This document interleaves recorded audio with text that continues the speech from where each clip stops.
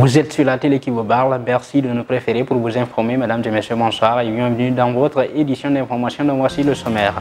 L'édition 2022 du Gamou de Tivaouane sera bien célébrée cette année, à en croire le ministre de l'Intérieur Antoine Félix Diome, qui a réuni tous les acteurs concernés dans l'organisation de l'événement. Aussi, le désormais ex-ministre de la Culture Abdoulaye Diop a passé le flambeau à son successeur Aliou Sow.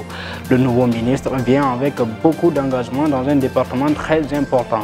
Et puis la société civile, à travers la plateforme COSIDEP, prend les devants et s'engage pour une rentrée scolaire 2022-2023 bien réussie. L'actualité internationale et la page sportive mettront fin à cette édition de développement dans un court instant.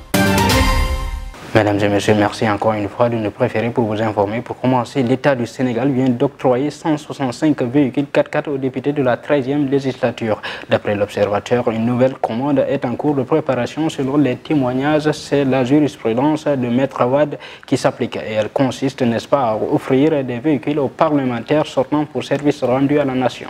Après 2 ans sans célébration, le Gamou 2022 sera bel et bien célébré cette année. En tout cas, tous les acteurs concernés se sont engagés pour la réussite de cet événement religieux. Sous les ordres du chef de l'État et son Premier ministre Amadou Ba, le ministre de l'Intérieur a réuni tous les membres du secteur d'organisation. Je vous propose de suivre, Monsieur le ministre. Sur directive de son Excellence, Monsieur le Président de la République, Macky Sall, répercuté par le chef du gouvernement, le Premier ministre Amadou Ba, nous avons tenu cette réunion où tous les secteurs intéressants l'organisation du Gamou ont été passés en revue. Nous avons évoqué les questions les plus sensibles allant du domaine de l'énergie en passant par l'assainissement, sans oublier les infrastructures, mais également les domaines très sensibles du commerce et de l'élevage. Sur tous ces sujets qui ont été abordés, des réponses ont été apportées par rapport aux attentes et préoccupations du comité d'organisation, mais auparavant, le gouverneur de la région de Thiès a fait le point sur l'état d'exécution des engagements qui ont été pris par les services de l'État. Nous nous réjouissons du cadre, mais également de la très bonne ambiance qui ont prévalu tout au long de cette réunion, mais nous n'en attendions pas moins. Parce que ce comité d'organisation qui travaille sous l'autorité de Serigne Babacar Sy Mansour, que Dieu lui prête encore longue vie et améliore sa santé, est venu à la rencontre des services de l'État sous ma coordination et en parfaite exécution des instructions de son Excellence, Monsieur le Président de la République Macky Sall, afin d'arriver à un Gamou qui soit organisé dans les meilleures conditions possibles. Les 144 migrants sénégalais bloqués à Agadez ont été rapatriés ce 22 septembre 2022 au Sénégal. Ils étaient détenus au camp de Assamata en Algérie puis à Arlit au Niger. Selon les autorités algériennes, ces migrants n'ont pas de carte de séjour, ce qui leur a valu un emprisonnement. Dans les différents camps, à l'époque, le coordinateur des migrants, Fallou Tchao, avait décrié le manque de soutien des autorités sénégalaises. Je vous le disais dans les titres, Abdoulaye Diop, le désormais ex-ministre de la Culture, a passé le flambeau à Aliou Sow à la tête du ministère de la Culture. Le ministre sortant a d'abord exprimé toute sa gratitude et sa reconnaissance à l'endroit du chef de l'État, mais aussi a félicité l'équipe sortante pour les résultats obtenus. Je propose de suivre Abdoulaye Diop. Le Sénégal lui a fait confiance, l'Afrique fait de lui son champion et il est adulé du monde. À cet homme de vertu, je ne tairai jamais de dire ma reconnaissance et ma fidélité à ses côtés pour que soient atteints nos objectifs de grandeur, d'épanouissement et de succès qu'il s'est assigné pour un Sénégal. Bien entendu, je salue tous mes collaborateurs ici réunis, présents ou absents, ceux de Dakar et du pays profond, les acteurs culturels et la presse qui, tous ont contribué au nombreux et éclatant succès engrangés dans le secteur si riche de la culture.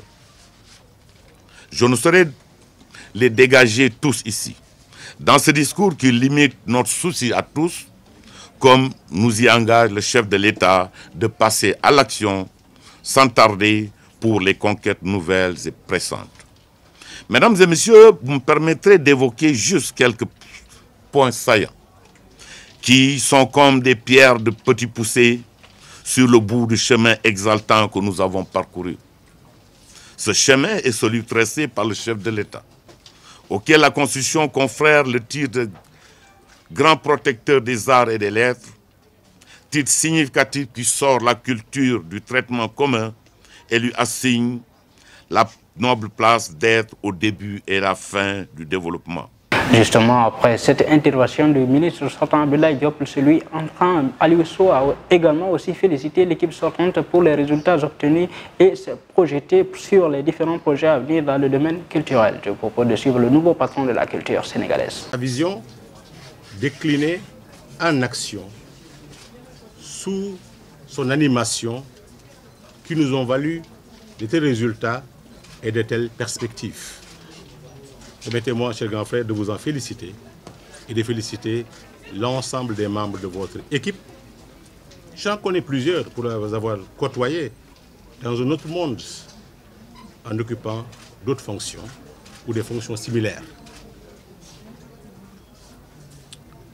Nous avons déjà eu à nous entraîner au téléphone avant-hier. Vous avez fait preuve d'un sens élevé de l'État, car je devais déjà commencer mes travaux dans mon travail dans un contexte où administrativement c'est difficile, parce qu'il fallait recevoir des acteurs sur des dossiers déjà en instruction au ministère. Il fallait m'attacher les services, vos services. Vous avez autorisé, sans hésiter, de leur présence à mes côtés. Je vous en remercie. Cela nous a permis de ne faire entorse à aucune orthodoxie administrative. C'est parce que vous avez compris que nous sommes tous au service de la même cause, la cause du Sénégal, au service de l'animation de la vision unique définie par son Excellence, le chef de l'État, M. Macky Sall, et animée de façon globale par son Premier ministre, M. Amadou Ba. C'est l'occasion pour moi de leur exprimer ma gratitude, ma reconnaissance, mais surtout mon engagement sans faille, avec loyauté, rigueur et détermination à jouer ma partition suite à vos nombreux efforts dans la gestion de ce secteur. L'autorisation de démolition du marché Sandaga a été annulée. Après la polémique sur la démolition du marché qui a été rasé dans la nuit du jeudi 12 août, la justice a rendu son verdict hier en faveur de la mairie de Dakar. Saham El Wardini qui a donné l'info sur la page Facebook. L'autorisation de démolition du marché Sandaga a été annulée. Le droit est dit mieux vaut tard que jamais, se résulte-t-elle. La plateforme de la société civile servant de cadre stratégique de réflexion, c'est-à-dire la COSIDEP, a pris les devants en ce qui concerne la rentrée scolaire 2022-2023. Elle a lancé, n'est-ce pas, une campagne pour mieux aborder la rentrée prochaine, suivant Hélène Ramagnan. Donc, on va appeler les gens pour qu'on fasse une réunion, mais dans la réunion, on va prendre les experts qui sont dans le milieu sur l'affaire de l'école, de l'éducation, sur l'affaire de l'État aussi, qui sont les dirigeants pour l'éducation puissent avancer. On va avoir aussi les résultats parce que les résultats sont très importants. Un enfant de 4 ans meurt électrocuté dans un atelier de menuiserie dans la commune de Tambacounda au quartier Abattoir. L'enfant est mort foudroyé à cause d'une décharge électrique. D'après les informations, l'enfant de 4 ans s'est dirigé jusqu'au fil électrique non protégé qui traînait au sol. La victime est alors très vite happée par une puissante décharge. En attendant, la police s'est déployée sur les lieux pour faire la situation. À présent, place à l'actualité internationale. En République centrafricaine, la Cour constitutionnelle a invalidé le décret présidentiel qui avait créé un comité chargé de rédiger une nouvelle constitution. Et puis la CEDEAO a annoncé des sanctions progressives contre la junte en Guinée.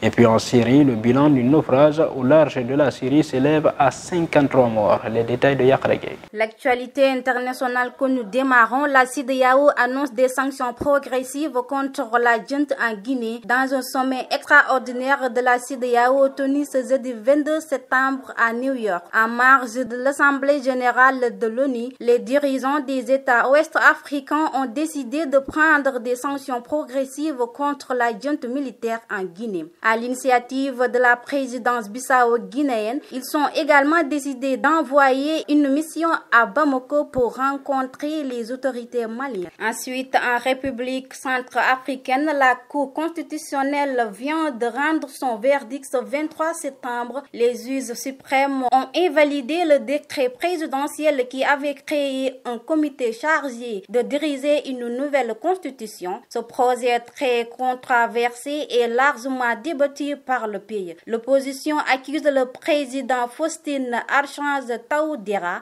de vouloir modifier le texte pour pouvoir briguer un troisième mandat. Enfin, pour terminer, le bilan du naufrage au large de la Syrie s'élève à 53 morts, a indiqué ce vendredi le ministre libanais des Transports Ali Khameh. Plus de 100 personnes, principalement des Libanais et des Syriens, se trouvaient à bord du petit bateau qui a chaviré jeudi au large de la ville portière de Tartus, ce qui signifie que les dizaines de personnes sont toujours portées disparues, a ajouté le ministre. C'était tout pour l'actualité internationale. Merci pour cette actualité internationale. Maintenant, place à l'actualité sportive. L'équipe nationale du Sénégal se prépare pour la rencontre face à la Bolivie ce samedi. L'ancien attaquant international français Thierry Henry devrait diriger la Belgique contre les Pays-Bas ce dimanche en Ligue des Nations. Les champions du monde de football 2018 sont parvenus à battre l'Autriche sur le score de 2-0 hier en Ligue des Nations. Pendagé. Nous démarrons la page sportive avec l'approche du match amical contre la Bolivie. Le Sénégal s'est encore entraîné hier. Une séance d'entraînement avec le groupe au complet. Ils étaient tous sur le terrain pour suivre les consignes d'Aliou Cissé. En plus de l'entraînement physique, des jeux réduits et de la confrontation entre deux groupes formés autour de l'équipe, Sadio Mané et ses coéquipiers ont fait plaisir aux supporters en marquant de jolis buts. Et puis l'ancien attaquant français Thierry Henry devrait diriger les Diables Rouges pour le choc face aux Pays-Bas ce dimanche, après l'exclusion du coach espagnol et sa suspension à venir. Dans les dernières secondes de jeu contre le pays de Galles ce jeudi soir, Martinez a voulu gagner du temps en ne renvoyant pas un ballon, ce qui a provoqué ce rouge. Pour terminer avec l'équipe de France a rassuré hier en battant l'Autriche 2-0 en Ligue. Merci Penda pour cette actualité sportive. Mesdames et messieurs, voilà qui met fin à cette édition d'information. Merci de l'avoir suivi. Restez en compagnie des programmes de la Time for Africa, les meilleurs.